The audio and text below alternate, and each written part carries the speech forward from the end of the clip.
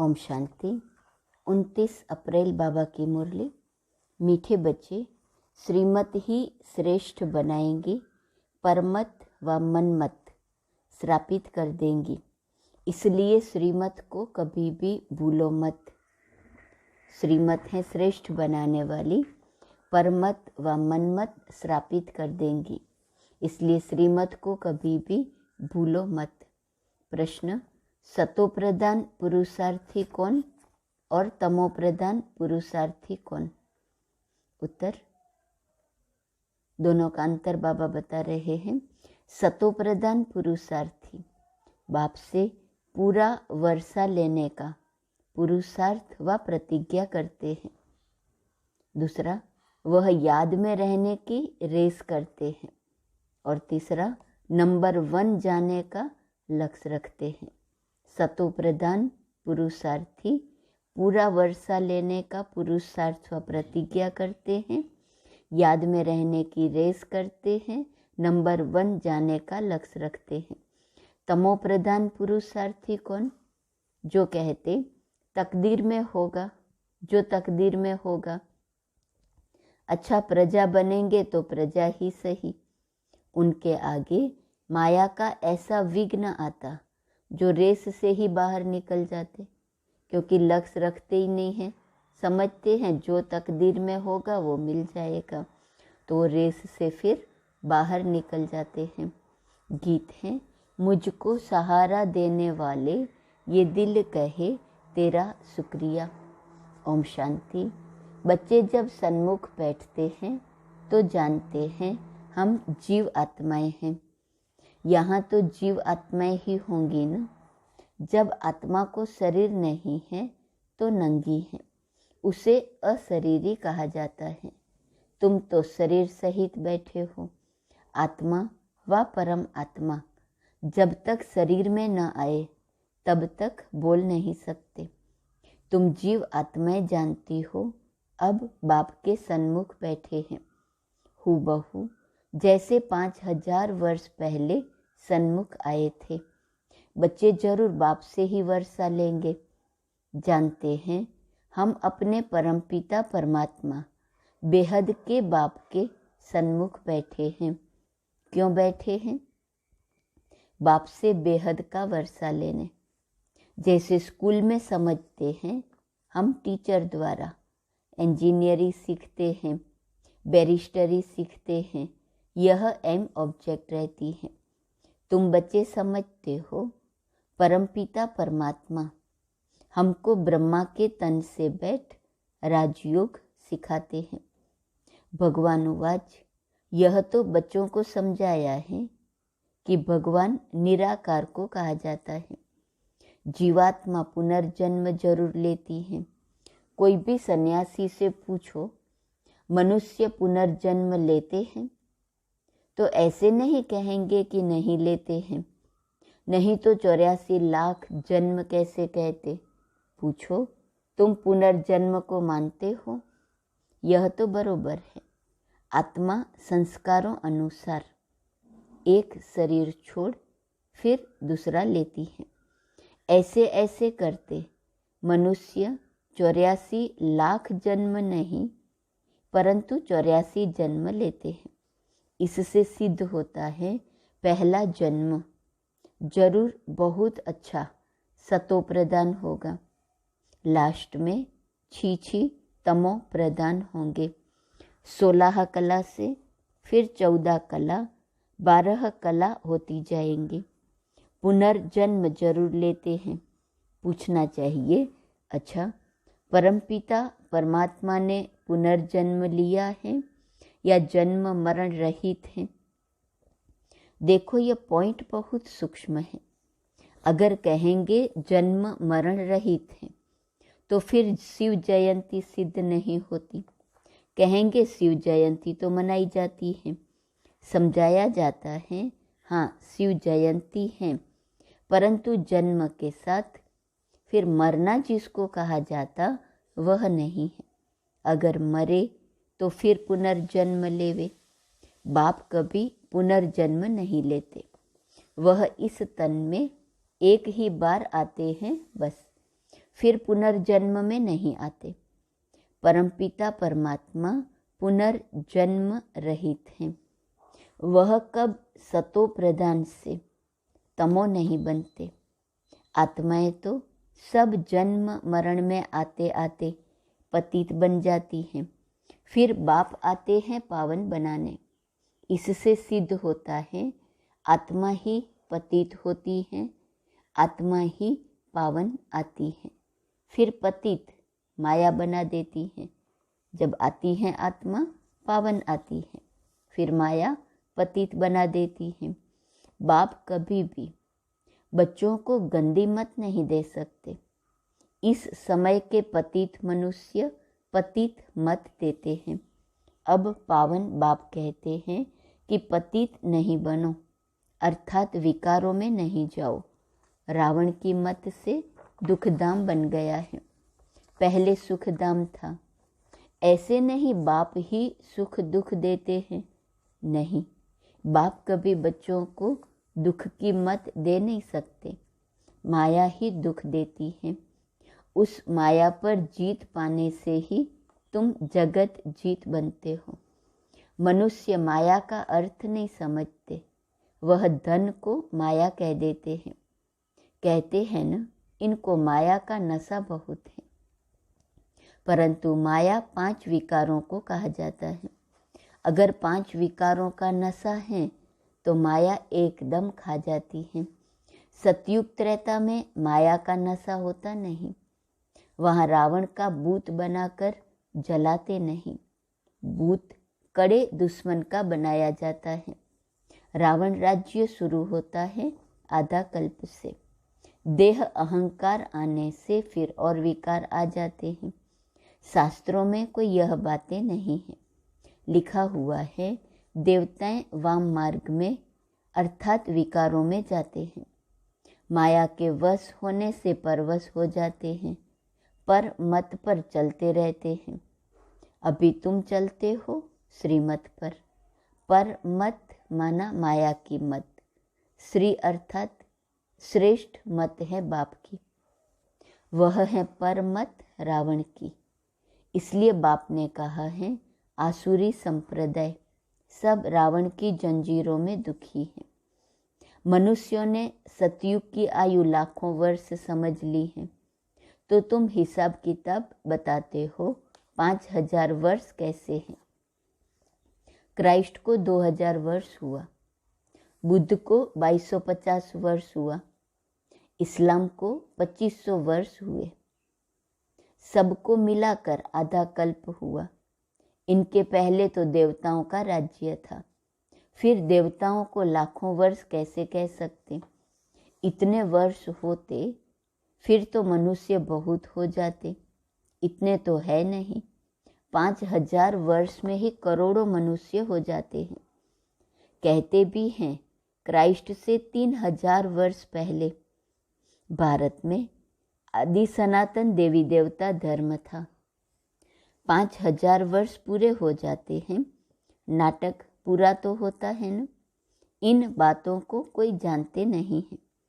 मैं जो हूँ जैसा हूँ, यह चक्र कैसे फिरता है कोई जान न सके। बाप ही समझाते हैं। यह है गीता। बाप ने आकर सहज राजयोग सिखाया था, तब उनका नाम गीता रखा है। जैसे क्राइस्ट ने सिखाया तो उनका नाम बाइबल रखा है। यह अनादि नाम रखे हुए हैं, वह रिपीट होते हैं। बाबा बुढ़ियों को भी समझाते हैं। यह बहुत सहज बात है। सिर्फ बाप और वर्षे को याद करो। बच्चा पैदा हुआ, गोया वारिस पैदा हुआ। तुम समझते हो हम बाबा के वारिस हैं। 5000 वर्ष बाद फिर से मिलने आए हैं। घड़ी घड़ी 5000 वर्ष ही कहेंगे। 2-3 वर्ष पीछे आने वाले भी कहेंगे हम 5000 वर्ष बाद फिर से आए हैं। यह बड़ी गुह्य बातें हैं। बाबा पूछते हैं आगे कब मिले हो।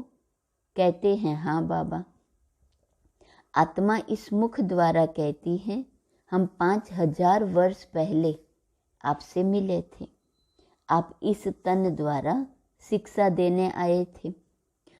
जो पक्के पक्के बच्चे हैं समझते हैं हम बाप से बेहद का वर्षा लेने बैठे हैं। हम बेहद के बाप के बने हैं ब्रह्मा द्वारा। बाप कहते हैं मुझे पहचानते हो, मैं तुम्हारा बाप हूँ। कहेंगे हाँ बाबा, हम आत्माओं का आप परमपिता परमात्मा बाप हो। बाप ही कहते हैं हमने तुमको स्वर्ग में भेजा था, वर्षा दिया था, फिर माया ने छीन लिया, फिर अब मैं देता हूँ। माया वर्षा छीनती है, बाप दिलाते हैं। यह तो अनेक बार खेल हो चुका है, होता रहेगा, इसका अंत नहीं है। बाप के बनते हैं, फिर कोई सगे कोई लगे, कोई सौतेले कोई मातेले बनते हैं। कच्चे पक्के तो है ना, पक्कों को भी माया एकदम जीत लेती है। बच्चे कहते हैं बाबा हम जहाँ तक जिएंगे आपसे वर्षा लेते रहेंगे। विकर्मों का बोझा सिर पर बहुत है, तो जितना तुम याद में रहेंगे उस योग अग्नि से तुम आत्मा पापात्मा से पुण्य आत्मा बनती जाएंगी। आग चीज को पवित्र करती है, तुम्हारी है योग अग्नि। यह है बेहद का यज्ञ जो किसने रचा है? बेहद के सेठ ने रचा है। इतना समय कोई भी यज्ञ नहीं चलता है। 5-7 रोज व 1 मास यज्ञ रचते हैं। तुम्हारा यज्ञ तो कितने वर्षों से चला आता है। बाप सुनाते ही रहते हैं, कहते हैं भूल मत जाना, सिर्फ मुझे याद करो तो तुम्हारा जन्म जन्मांतर के विकर्मों का बोझा कटता जाएगा। कोई सन्यासी विद्वान आदि को ऐसे कहने आएगा नहीं। भगवानुवाच मुझ बाप को याद करो। जरूर आया हुआ है तब तो कहते हैं ना। बाप कहते हैं अब तुमको वापिस जाना है। तुम्हारी आत्मा इस समय बहुत पतित है। अब तुम जानते हो योग से हम पावन बनते जाएंगे। बाप कहते हैं ज्ञान अमृत पीकर पावन स्वर्ग का मालिक बनो। यह साजन तुम सब सजनियों को पावन बनाने आए हैं। कहते हैं मुझे निरंतर याद करो। तुम्हारी ही प्रतिज्ञा है कि आप जब आएंगे तो और संग तोड़ तुम संग जोड़ेंगे, तुम पर वारी जाएंगे। स्त्री पुरुष पर, पुरुष स्त्री पर बलिहार होते हैं। यहाँ है बाप पर बलिहार जाना। भक्ति मार्ग की प्रतिज्ञा बाबा याद दिला रहे हैं कि कहा था जब आएंगे तो हम और संग तोड़ तुम संग जोड़ेंगे, तुम पर वारी जाएंगे। तो यहाँ तो बाप पर बलिहार जाना है। शादी में 1-2 पर बलिहार जाते हैं ना। अब बाप कहते हैं मनुष्य पर बलिहार नहीं जाना है। तुम्हारी प्रतिज्ञा है आप पर बलिहार जाएंगे। आप हमारे पर बलिहार हो न। बाप कहते हैं तुम बलिहार जाओ तो 21 जन्म तुमको सदा सुखी बना दूंगा। कितना भारी वर्षा है। अब बाप कहते हैं मैं तुमको वर अर्थात वर्षा देता हूँ। सिर्फ तुम निरंतर मुझे याद करो। श्रीमत से ही तुम श्रेष्ठ बनेंगे, यह भूलो मत। यह लक्ष्मी नारायण का चित्र भी घर में रख दो। हम बाप से फिर से वर्षा ले रहे हैं। बाप परम धाम से आया हुआ है, परंतु माया चील भी कम नहीं है, पंजा मार देती है। सबकी बात नहीं है, नंबरवार है। कोई तो एकदम भूल जाते हैं कि हम बाप से वर्षा लेते हैं। यहाँ बैठे हैं तो नशा चढ़ता है। यहाँ से बाहर निकला और भूला, फिर सुबह को रिफ्रेश होते हैं, फिर सारा दिन भूल जाते हैं। 4-5 वर्ष अच्छी सर्विस करने वाले भी आज देखो है नहीं। कुछ अवज्ञा की तो माया ने जोर से थप्पड़ मारा और चले गए। बाबा कह देते हैं बच्चे माया बहुत कड़ी है। अवज्ञा करने से माया एकदम गिरा देती है। इसलिए गाया जाता है चढ़े तो चाखे प्रेम रस, गिरे तो चकनाचूर। देखते हो कैसे चकनाचूर हो जाते हैं। वैकुंठ में तो जरूर चलेंगे, परंतु पद तो नंबरवार है ना। भल वहाँ सब सुखी रहते हैं, फिर भी मर्तबे तो है ना। स्कूल में मर्तबा पाने लिए ही पुरुषार्थ करते हैं। ऐसे नहीं प्रजा ही सही, जो तकदीर में होगा नहीं।